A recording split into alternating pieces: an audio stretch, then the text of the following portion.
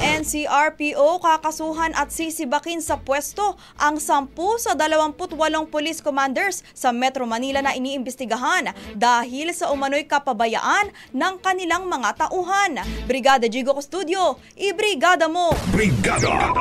Live report! Bigong maipaliwanag ng 10 sa 28 police commanders sa Metro Manila ang umano'y naging kapabayaan sa trabaho ng kanilang mga tauhan sa ikinasang surprise inspection ng National Capital Region Police Office. Ayon kay NCRPO Chief Police Major General Anthony Abirin, kakasuhan at sisibakin namang ito at hinihintay na lamang ang approval ng Commission on Elections.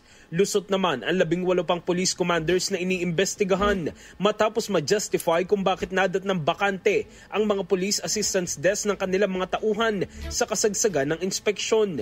Bukod sa 10 police commanders, pananagutin din ng NCRPO ang mga police na may ranggong korporal at patrolman na nahuli nilang gumagamit ng cellphone habang nasa trabaho. Sabi ni Abirin, posible pang madagdagan ang bilang ng mga pulis na kanilang iniimbestigahan sa pagpapatuloy ng kanilang red teaming inspection sa lahat ng police district sa Metro Manila.